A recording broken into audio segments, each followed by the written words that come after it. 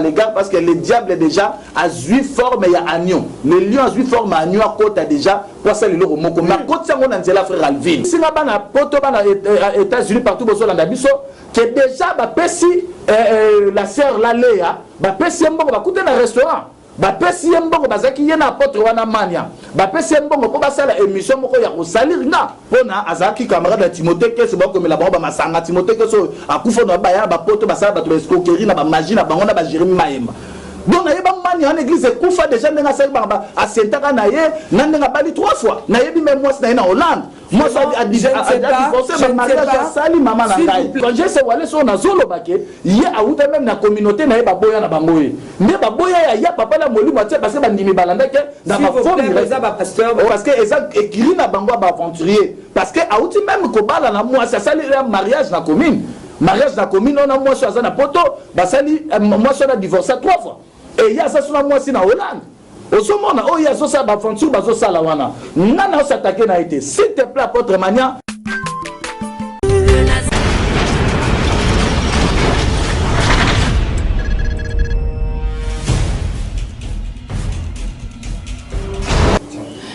Donc merci beaucoup ndenge na bito kuna suka.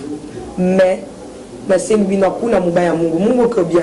S'il vous plaît na bolingo bozana ngona les Nazarene TV. Donc, beau s'abonner na YouTube na mino mususu. Donc, na chaîne mususu ya YouTube oyo, ezaka ya bino na wana kuna na oyo. Nyoso tout ça ya bino beau s'abonner et massivement. Donc, c'est un peu ça. Zala kuna zala net bandeko bazala kana évangéliste Tiffany bazala Tiffany moko bazala pe na député. Donc, bisika so vous avez na les Nazaréens. Donc, après sous beau s'abonner et parce que Kolo hakuna mbaya Mungu. Ciao. Aza mwana moto te po akosangai abongwa ni pete po awangata Nzambe alona événement mesdames et messieurs, fidèles téléspectateurs, frères et sœurs en Christ, événement aux années, le 13 octobre, le Nazaréen, les Okofissa, 4 anniversaire, accepté de jour, Uta, Mama Tifana Bandaki Mosala Oyo, Bongo, Yonde Oyo Simbama, Yo Oyo Pambolama, Yo Mona de Boko Nanzambe, Nanzabe Mifuna Biso Nyoso Oyo de Kanakao. Oui, bah comme émission, vous avez ébélé ma solo en boca, table santé, témoignage, émission santé, même si vous avez ébélé. Tout le monde a la geste, tout le monde a indicaté, mais moi, je me sens solo là.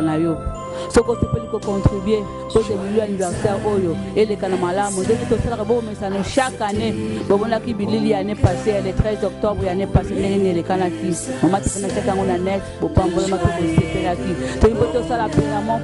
le 13 octobre, il y a 4e anniversaire, il y a année Oyo.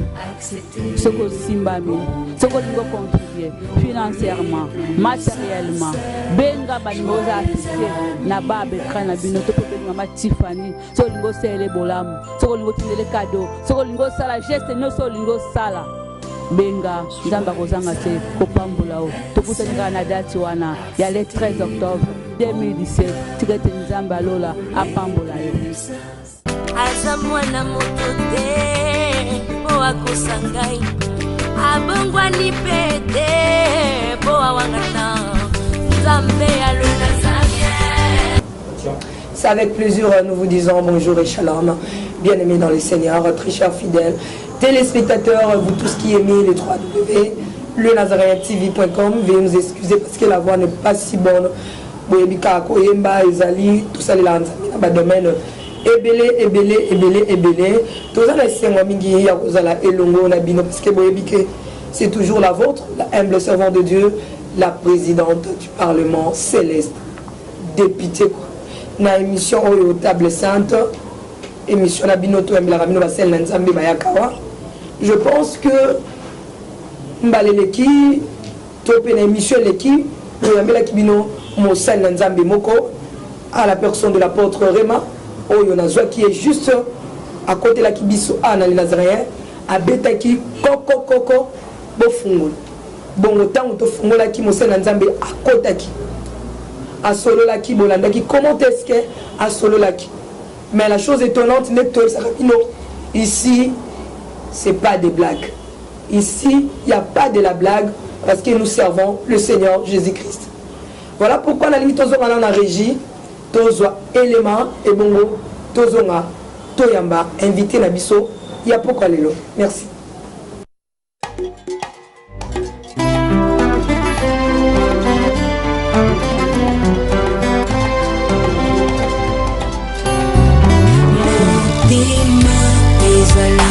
Kasemoko bapisaka na moto yo mingi ngana zima na pesa na masiya wazali kitamoko kati ya motema ezali ya moto ya oyo moto ekoki kopesa na bonzambe na yo na langwe bolingo na yo elobisinga oyo ozali mpona ngai natali solo ya bato te kasi monene na yo masiya alamisanga ye alamisinga ye alamisanga ye alamisinga ye Yesu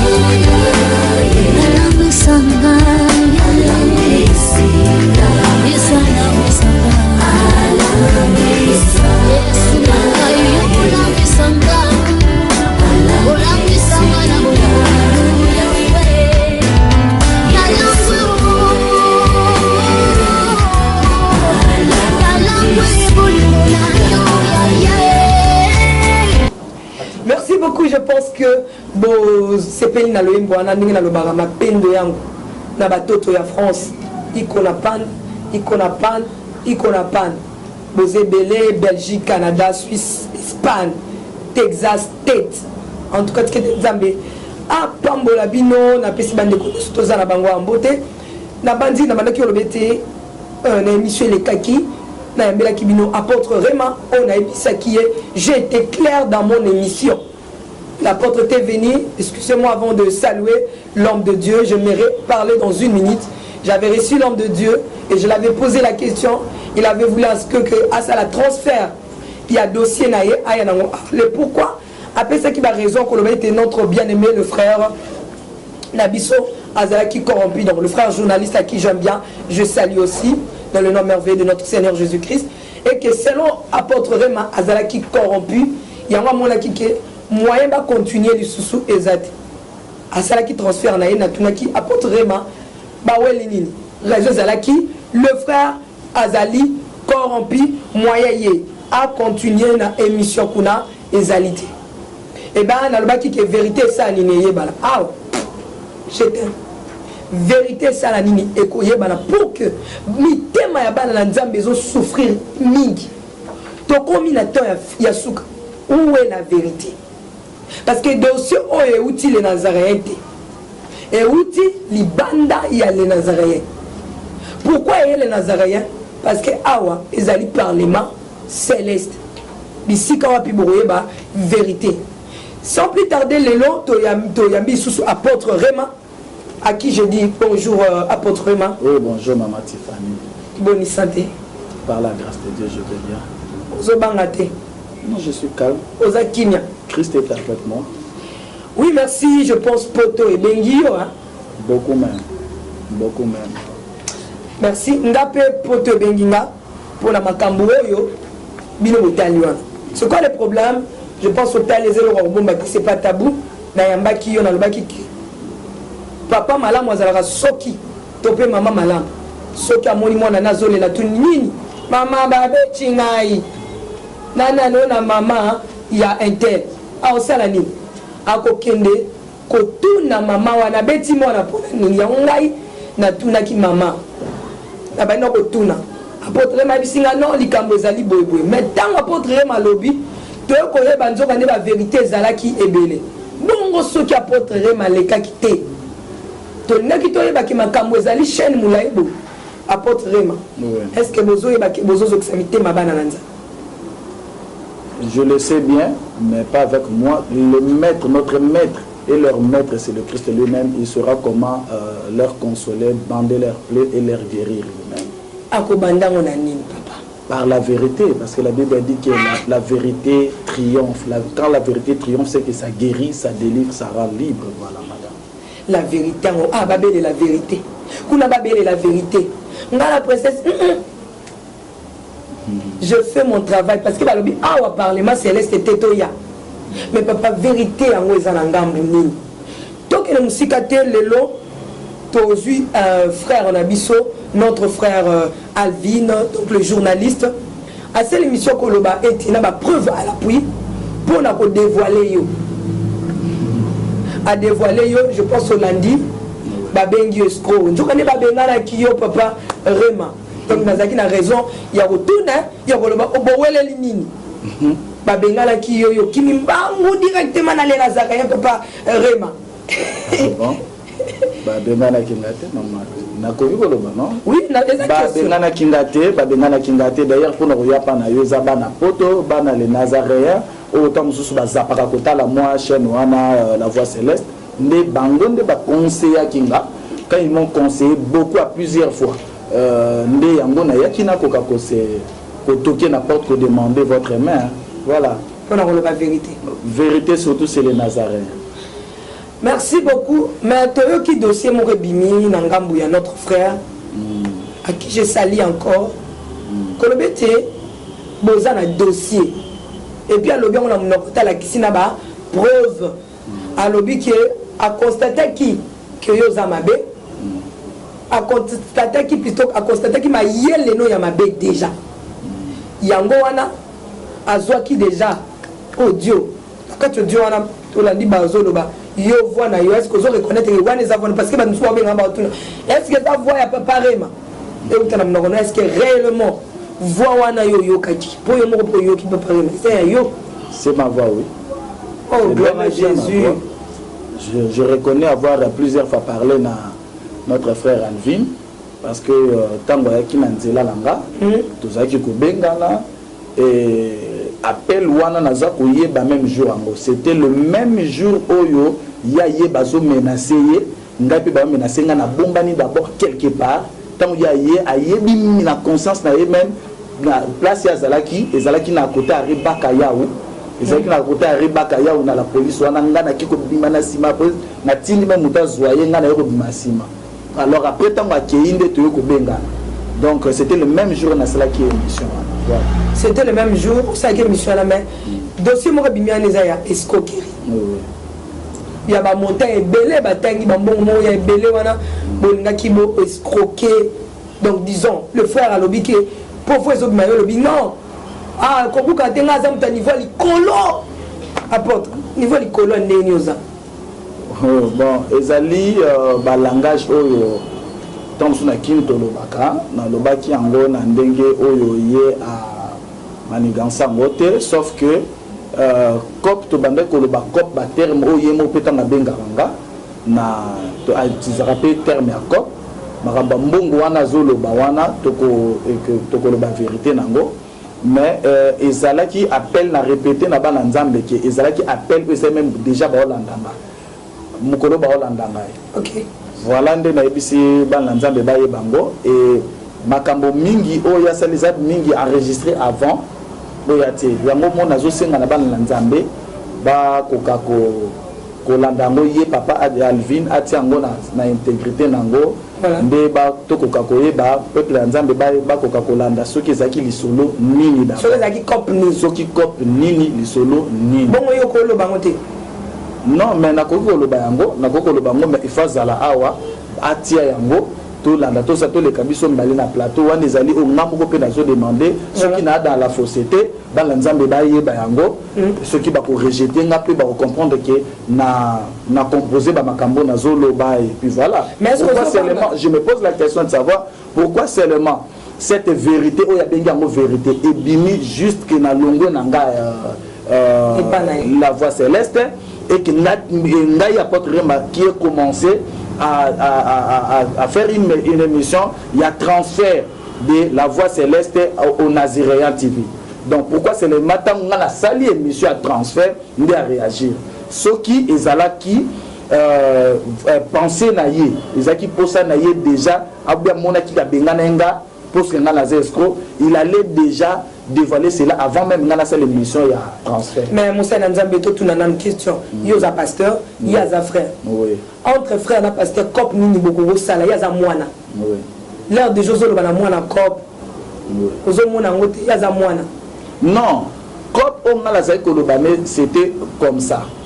Tant que y bazo menacé.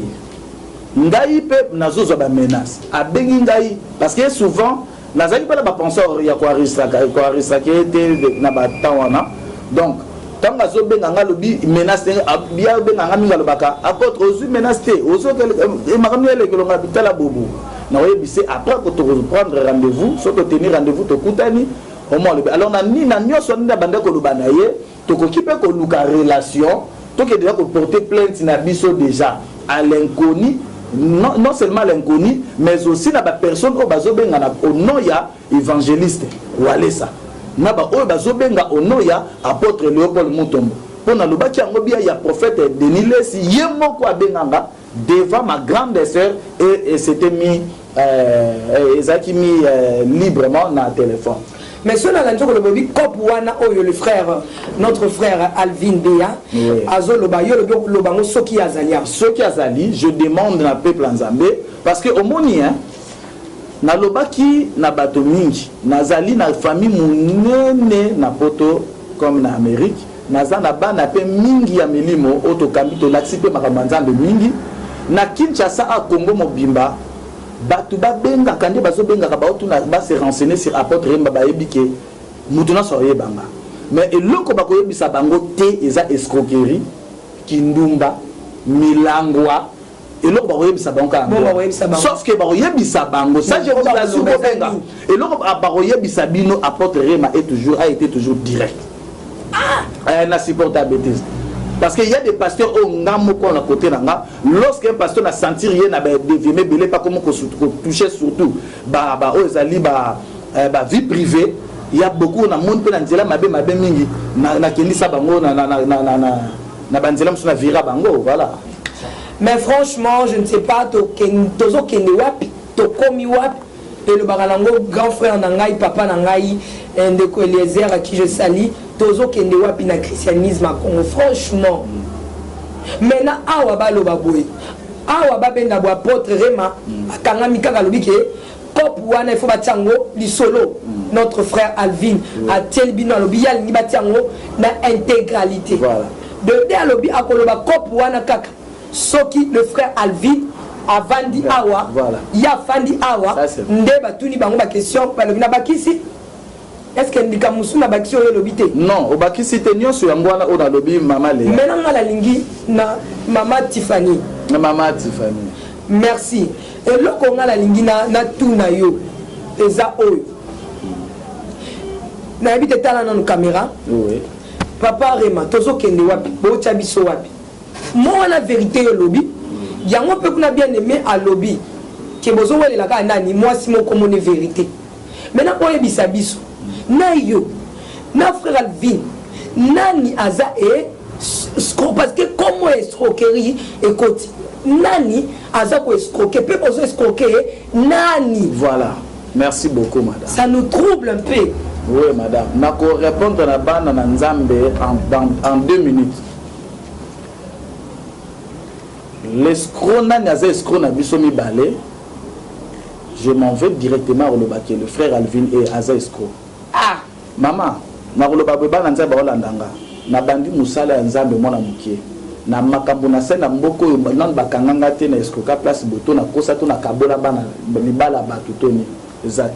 Mais moi dans mon ministère j'ai eu à servir beaucoup de grands, beaucoup des aînés, beaucoup des amis, même balé que bana sima biso na musala oyo na wela na mutu te na sani te. Le frère Alvin quand on a yebillé aye to bandi ko sala ba émission bien comme je disais. Sauf que yende mutabende ko benganga nazoki même idée ya ko enregistrer té alobi nanga déjà ke ba benga ke pona na changer maloba langai tanga benga pona changer maloba parce que en avant déjà ayebisa ngai ke omoni bato ba landanga e ba fo na benga bango suba ndimité na benga bango ba fan ya évangéliste ou alesa. Donc déjà sur boye ba makambo bo mone longanga te boye binga te bo comprendre que makambo na lo ba solo nande bo se confier dans le frère. Pendant le babou, le frère déjà yebisanga a salana bin bo futaka bien. Pe ba futaye baza sur ba d'autres frères na kombo izebe bingate. Tama benginga lo binanga ke atinda ki avocat na ye. Et que ndenga ba sololi wana après oyo ba olukanga wana mission na zo sala dans la tête toujours même chemise parce que micro place dans ça de singa kana osaka. Donc tangu chemise ah chemise maman. Nde maman na ngai batu basolanda biso tangu abengi ngai alobi avocat akekuna sa mais apôtre balobi nanga ke ba proposer biso mbongo ba pesa mbongo yo sa nini au changer malo au reblanchir l'évangéliste na alobi te ko reblanchir la problème aussi donc to banda sala ba émission là maintenant na zone na so batu makambo na ba na zere ba banda nan ko luka émission transfert so balandi ba makambo parce que na lo ba on a mulaité donc ngana lobi bang yo so batoto sa émission zo lo ba déjà ba ya na ba droit de réponse malamu so ngana zuna reblanchir mbamo esimba te pe na trahir kombo ya Yesu pe vision o nazo memana kombo nazo sala. Alors moi mon problème serait yo yambano bang so mo zo 2000 ana zwana yo mais le problème est ça bango ba sala droit de réponse na makambo bango ba koloba na koyeba kozonga ngapi na loba na bana nzana. Parce que nazo parler quand on pencher esprit na ngati na le bila walesa yé moko pena muta salingani est-ce que ngati nazo ta ndenge aza ko polluer azali ko pirater étoile ya bana nzambe. Quand je dis pirater ça dit ko pirater ba étoile ya bana nzambe na lobi c'est l'évangéliste. Vous comprenez? Évangéliste Tiffany. Évangéliste walesa. Donc na mona kinde ba pratique wana ndenga zoko yiba ba étoile ya ba nzambe na butu te na ba pratique azo sala na ba culte na ye na ba genre ba phénomène na ba guérison na ye ya ba komanda ki loba donc na bande ko loba ke juste tant na bengi ngalo bi na bi bozwa mbongo soko bozwa mbongo zimbongo ngana ko ya ko répondre bana na nzambe na moment oyo selon ba langage oyo bango ba ko loba. Dans l'autre temps na lobby il y avait un monsieur na France bami balé komba moko diako moko kombo na na recette mena numéro na e parce que bakto komala bengala nde bango mi balé parmi bato bande ko menacer nga mi balé tant ba tenuer nga moi baba comme non nde ça ba comme confort nga sa nzambe tala papa ebité to sala bona nga lobby il y a pas de problème le code la paix bande ko ngai nazala ki pe na kobanga komenga makasi parce que ba comme lukanga ya nzoto nde na comme je commençais à faire semblant ya ko accepter bango po bango ba lembisa affrontement atako bazoyelanga na ba kana rozwa mbongo tokutana na bi tokutana mais ozana nzambo banga lisusu papa mama nasina lo bakira na ba émission moni émission yo na lingi déjà na za ko linga ko éclairer ko mettre bana nzamba l'égard parce que le diable déjà a zui forme ya agneau le lion a zui forme agneau à côté déjà pour ça le moko na côté ça on a frère Alvin parce que le frère Alvin c'est une personne on a bande ko travailler na ye sauf que tango basali droit na bango à réponse maman nde esali ke na moni le frère a tenir ba propos moko ezala ki propreté respecté pour la personne nga na fonction na zo mema ya vocation nga état apôtre pour akolongola apostolat la ngate yete mutu akonié ango sauf que la déontologie ya bino na presse et ça qu'il faut respecter faut ça la neutre c'est voilà ça ma définition nanga c'est-à-dire que azala na parti prité akolo na parti adverse que apôtre Remayaki a lobby boui mais comme Robert monsieur wana ayaki a lobby lobé la awa donc bana na nzambe nde ba comprendre que a changé langage n'est comme qui déjà corrompu ne yango wana na compromission basala ki ngape na lande mission na comprendre bien na bandi ko lela na peuple nzambe le bité papa to landi peuple langage des abé pasteur pardon tous à la bref na tuna tio yona le frère Nanyaza Mutabakom yango na zolo ba ke ye na lobby en avance déjà na lobby yende ce qui prouve c'est ça na ina chuté bref na yo yango na ina chuté déjà pour la roloba internet izangonga yango na chuté pour la roloba kaka que tangu ya abengi ngandengo wana au monde so na loba et ne faire échapper nga place ni na sukaki donc na loba ke tangu na senti ba langage wala bana poto to s'expliquer to sola na ba ba téléphone de ba benga na nde ba lobi na nga non loko le komi boye corrompu boye et ko pe risque pour na ndenge ba lukao alors changer que les appels na chaîne monga ebe chaîne autant na bi chaîne ya Naziréate parce que ça chaîne mingi na poto batu bazola ndango nani nga mingi na sala ka bamba émission nga na ba chaîne biso locale ya RDC nde sali ke batini na ba pesi na numéro na bengi yo to na bengi nde na yeko to ke porte pe fa ki to sala émission transfert aux aides déontologiquement to na sali yango nde na dénoncer le frère Alvin pour dire que le frère Alvin Nazaraki corrompu il a commencé d'abord de m'appeler pour me dire que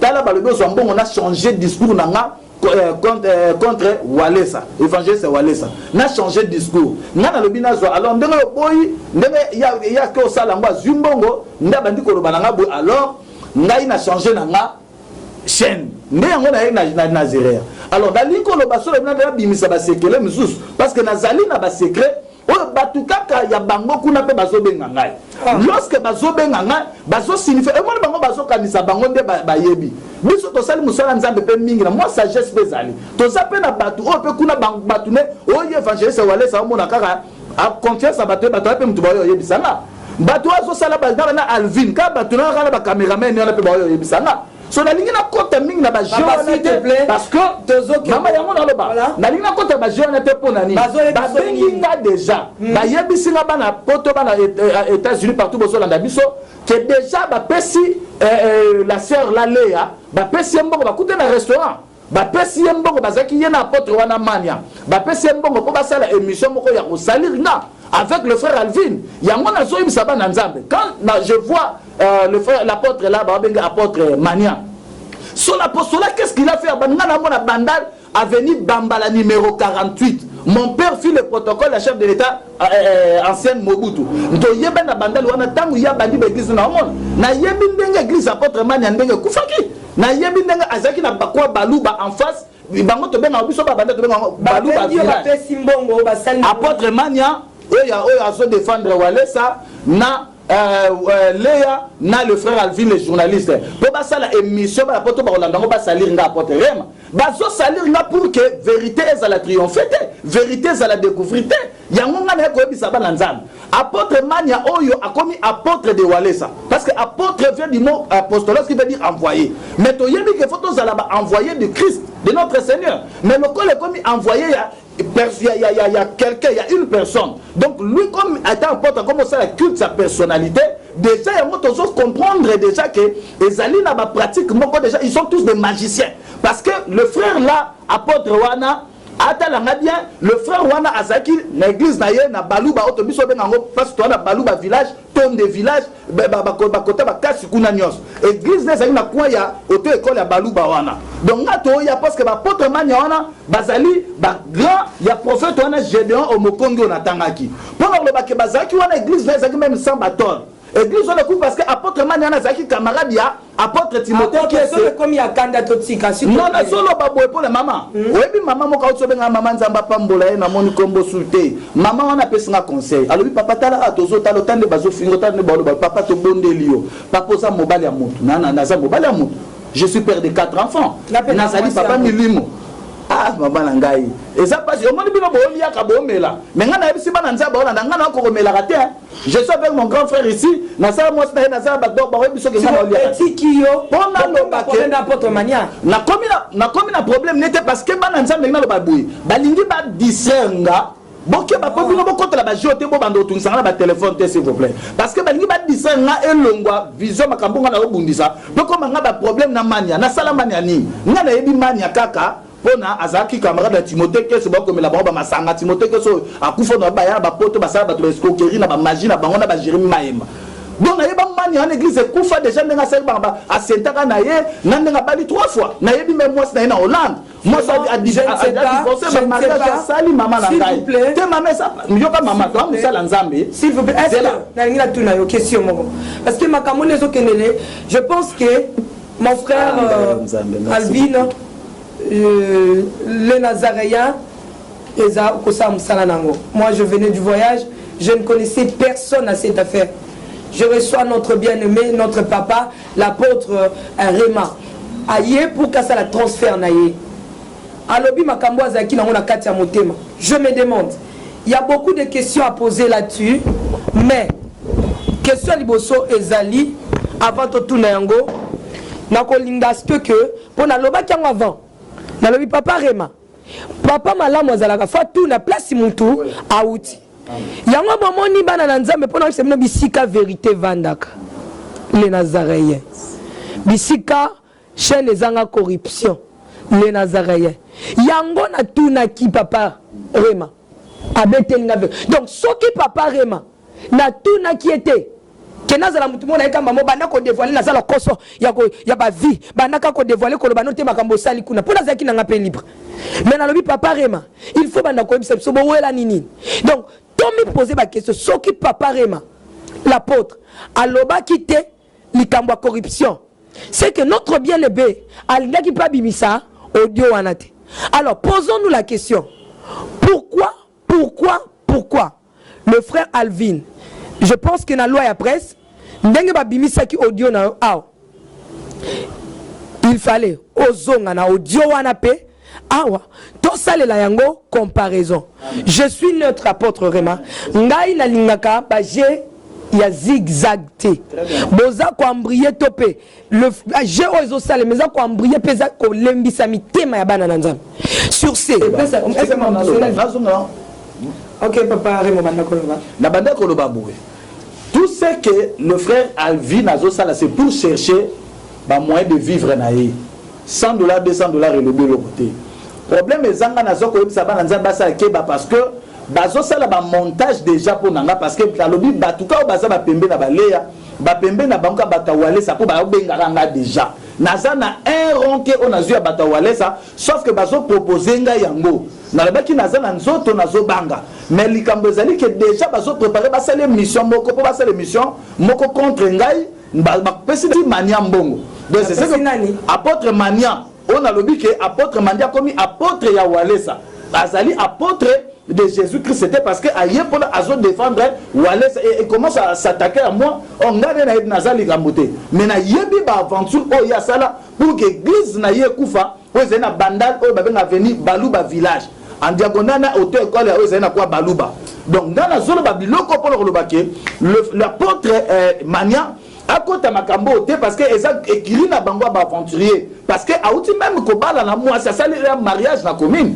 on a moi sur na poto basali moi sur na divorcé 3 fois et il y a ça sur moi si na Hollande au sommet na oh il y a ça ba aventure bazo sala wana nana s'attaquer na été s'il te plaît apôtre mania na za na problème na ote ko nga ko ridiculiser na nzambe azana moko na moko la biso c'est que nzambe asalelinga na bandal yo même au sali angote to okende tu avais dit moi je tenais des campagnes na bandal ane o yo ti aussi c'est que na baka nanga ka sa soka kenda so akufa ne ko ka monzo kande manya koma na mwana ya l'évangéliste Walesa. Évangéliste Walesa on a zolo baké, yé a outa même na communauté na yeba boya na bangoye. Mais ba boya ya papa la moli moitié parce que bandimi balanda ke na ba forme pasteur. Oh là là. Il faut vous en avoir. Non, c'est vrai papa na respect wana je dirais c'est si maman. Respect à la réciproque. Merci beaucoup na zuma agitation mkema na kosenga bana balanda biso bolimi ba comprendre tant na ça ba liba tordre ngai ba sembela pe pour langa. Ba tordre ngai comme lokola ba problème ba individu. Émission le biba pesi na nimbongo. Émission ba pesi Léa Mbongo bapesi Alvin Mbongo bapesi na Maniala Mbongo bakuta na restaurant basala pona ko salir nga ko wanga na ngai ko nié ba biloko na lobby or bana nzambe balanda batala ba langage na bango bazo tenir contre ngai ça c'est ba propos la ngate contre ngai contre ngai ça c'est ba propos la ngai bazo concernant ba propos noté mais concernant ngai yango moni na lobby mais yo tout na ko lobaki concernant bango maintenant kasi ngana lobaki concernant makambu bazo sala misala ba osala mais ngai ba yana ba preuve ya misala osala yango na lobby bana nzambe presque ba olanda na ba diana ba enregistrement ya audio wana Alvin ba benga payer parce que ayambara pe bino bo benga na ba téléphone boloba apporter maleki na émission à lobby bon les cabines mi balé et pas ya mama Tiffany otia audio na intégrité biso la poto to ba ezaki li solo nini en tout cas la singi bana poto bozo landa bino partout bozo landa biso que balingi bosambela pona biso parce que balingi ko tordre biso vision parce que baza na population sima na bango ba benga ba corrompre Alvin ba corrompre comme ça ba mbrier bino ba changer ma solo on ma solo ça misalama. Nous sommes arrivés à la fin. Merci apôtre Omboleki belé na nina kene apôtre Nazali apôtre pour la tika l'apôtre mais belé ba ko bazaye ba évangéliste ba comme ba apôtre ba évangéliste ba comme ba prophète ba chanza. Merci, nous sommes arrivés à la fin pour cet élément. Allez-y comprendre que les Nazaréens, il n'y a pas de bêtises. Je pense que mais maman et puis le réseau peut ça ma somme bâti elongi na yo. Bâti elongi na yo na émission. Et le roi pour moi que parce que ça la ko ba suyer pe yo le frère Alvin à cause de l'intention à la je pense que ça va mauvais temps na vie na. Non, même à Tchelongi nangai, Tchelongi nanga kutuna partout. Mais le frère Alvin ne peut jamais faire ça. Toutes ces choses et un montage dirigé par l'évangéliste animé par le frère Alvin. C'est pas un problème, nous sommes arrivés à la fin plutôt. Le frère Alvin, c'est un frère dans le Seigneur. Apporte non, il n'est pas dans le Seigneur. Okay. Dans le Seigneur, on saura même par sa coiffure et tout. Merci beaucoup. Kopouana, question Zali. Oui. Kopouana Zaki Kopé, Nin. Naza na posana loba kop wana mais aya lobangwa yemoka lobango kop wana bimana na téléphone audio wana pengana lobango. Merci. Deuxièmement le frère Alvin Ayabilou après ce n'est mon bien aimé, je t'aime bien de l'amour de Christ. J'aimerais te dire que na loi après même à la loi Minganga, même à la loi avocat y est mon côté parce que on a côté la montre à mon côté. Donc tu voyage na bien porter maté jamais aïe parce que ba yebisi awa corruption kotara té. Je pense que apôtre Regma au pesinga yeloko na peso eloko te na peso voilà merci beaucoup kutu batinga la poto balobi na ya kotuna yo ofutaka combien pour mutale kapo ba on de batindelo ponga na lek et puis même quand je passais chez Alvin c'est pas moi qui payais on lui payait c'était pas moi. Merci beaucoup. Allez-y comprendre que apôtre Regma outi awati apôtre Regma outi ata outi et pas ya bien aimé Alvin. Oui. Ba kimika kanini mon pépé balbite to keno api et pas président du Parlement céleste. Alors, j'aimerais dire ceci. Oui. Pardon pour tout le monde, poser. Merci beaucoup. Nalina le babou. Frère Alvin Beya, qui j'aime beaucoup, mon frère bien aimé dans le Seigneur. Tu sais que la loi, il y a presse, Otozo Sala, Oyo Salam, Salano Kitoko, et le Bina Bisobo. Soki, Baye Kolobani Kambuna yo, si jeune yo, quelque part. Et que n'est-il pas pasteur Rema à Kimaki à Ekoloba soit nengo bengana qui est dans le bengana qui est à Kimaki na ba vérité ni on surtout oyo tozo bateza lo to vérité zo la sabana nzambe pongité vérité za na mnoka frère Alvin to vérité za na mnoka apôtre Rema à Ekoloba yango a la meilleure des choses aux avocats qui commis sambi sa yo morote aux journalistes qui commis lobela commis sokola yo morote donc il fallait les kabisika oyo yé à lekaki n'a pas prévu un agneau sur ce tolingi to imona intégralité il y a l'isolo wana. Tu peux avoir raison mon bien-aimé. Amen. Au cause on a raison apôtre pas en a tort. So on a tort on accepte parce que bis tu le sais bien mon frère Alvin, site la biso ezali site oyo to bandaki makambo ya ko telemela ba anti-valeur na kati na église. Tu le sais bien. Ti lelo na calendrier na ngai na calendrier les Nazaréens même na bandeko ba na biso banda tokei à côté té. Sauf que tu as l'intégralité, il y a les solos. Parce que tu as la postérité à vous rembrier. Qui va kaka vraiment mutazolo ba apôtre remandazolo bazolo ba loba yozo zongi sarate. Toza na posa oye na plateau parce qu'apôtre remalbi a okima yote boko za la plateau moko. Sauf que pour lingi to ba kisa journaliste mususu ya libanda. Amen. Aya to invité. To yambaye a na les Nazaréens na yo na apôtre remato ye. Na passé 48 heures. On a ça prêtement. On a zopé ça carrément. Oui, basambu ça. On dit au bottom na micro franchement. Je vous en prie. Merci. Merci beaucoup. Ceux qui osent la vérité nyonso tout au monique et qui commettre apôtre Rema KO yaka nango na les Nazaréens. To kontia yango papa. Si il est dans le faux, tu aurais papa au revoir. Parce que ton coco l'a été embrayé basa et puis partant de tout, totika konyo ko la mité mabana nanzambe. Totika konyo ko la mité mabana nanzambe. J'aime tout le monde de l'amour du Christ. Nous faisons tout simplement notre travail. Et si mon frère Alvin Salam Salam Kitoko, là au moins je le sais, Nandila n'a pas Babika 2-3, gloire à Jésus. Nandila n'a pas s'occuper Babika 2-3, gloire à Jésus. Mais néanmoins l'affaire Oyo et Koki Kosuka Boiti. Le frère Alvin, tu connais mon numéro et c'est un peu d'appeler pour que toi y a la vérité Zali what y a la biso ba preuve nuance intégralité y a l'isolo wana ndenge bandaki tongi to yoka yango ndenge zalaki pona lelo to suki aboki ninga porte vraiment alobi na kangike alobi kala mingi te pour mon émission batie oyo ba pe simbongo pour que ba susko salir ye ba pe simbongo nana koleka émission wana Sœur Léa apôtre Mania, merci. Journaliste Alvin. Voilà, ok. Et puis de deux, alobi ke apesi 48 heures comme 2 jours. Tout vendanga na ina même plateau, aya même na ba journaliste mususu to loba vérité to landa pe intégrité audio nezaki li solo ni. Donc Koganga mais seul Dieu connaît la vérité. Merci. Mon frère Alvin Béa, que Dieu te bénisse. C'est un peu ça. Mais 48 heures, c'est pas beaucoup pour ceux qui 48 heures et que mon bien-aimé, tu n'es pas venu, nous serons obligés de dire d'où venaient ces copes. Amen. Cop wana et Utaki wapi. Parce que là, n'a habité sur la cop. Franchement, c'est triste. C'est triste à ma rapporte, mais ça passe. Non, c'est mon propre expression on a le bas qui Nazaki noir. Merci. Numéro de téléphone, il y a combien d'apportements? 080, donc plus 243, 80, 89, 43, 109. Confiance à Jésus-Christ. Namoutouté. Parce que l'homme est compliqué. Amen. Donc, vérité, c'est banananza. Donc, c'est les Nazaréens, bino, et zara, nous, la corruption, awa, tokoki ko bebi sa sanctification. Boyebi bino moko, en tout cas, bon, tiens, ma bonne, on a essayé, bon, tout l'entamé, à quoi ça bino vérité, apôtre Rema. Le frère Alvino, tout ça, tout ça, binemité, tout ça, la vérité pour bala nzambe, bapambolama. Yela biso ba prévoina, nion surtout, pour que bala nzambe, bapambolama. Merci apôtre Rema, que Dieu te bénisse. Merci beaucoup. Donc, merci beaucoup, ndenge la vito kuna suka. Mais, na sengi bino kuna mubaya Mungu, Mungu que bien. S'il vous plaît, na bolingo bozana ngona les Nazaréens TV. Donc, beau s'abonner na YouTube na mino mususu.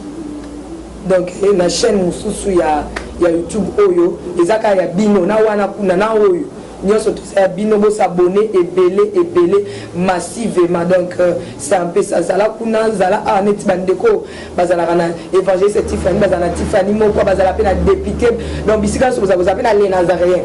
Donc, pe sous beau s'abonner et parce que kolo hakuna mbaya Mungu cha naolia bakiti na bamesa atanya ukondoko namona yo nachayo na mwamba La minute on a 4 à peine 4 5 à vous. Oui, alors est-ce que tu bonjour? Boni. Et l'autre côté, et puis qu'il y a mon bureau à travailler tes micros. Donc, dès que tu as un galère à niveau 0. Tout ça là, boy. Moi, il y a un bon vraiment mingité. Mais dans autres choses, bino, moi, mon tio, dans un agence, mon boy, Nazareth. Qui dit sérieux? Oh. Maman, comment est bon donc yo pèse au foutu bon pour na partir à Porto biso to ya to jibilo. Na bengi à Scotty. Agence moi ifungwa mi comme on Nazareth. Na kuvie. Agence les sous. Na pesa sous mulongo kuna. Pour nous c'est là sous. Kuna eza mamba mulongo te. Ye si foutu mbongo kuna partir à Porto biso to zo ke ko récupérer biloko oli. Ah tika boyeko. Yiso mona makamba bongo na monte. Bat papa si mbongo kuna biloko récupérer biloko oli na agence. Ezalaka. Mais yango ibandi. Maman, dès qu'il y a des singaï, mais la limite, na lingi na mona ki mona beso, poli kambaboye, na monde na ne salamate. Maman, yebisa kai. Ba pesi mbongo kuna, biso to récupérer biloko kolia awa. Ya solo.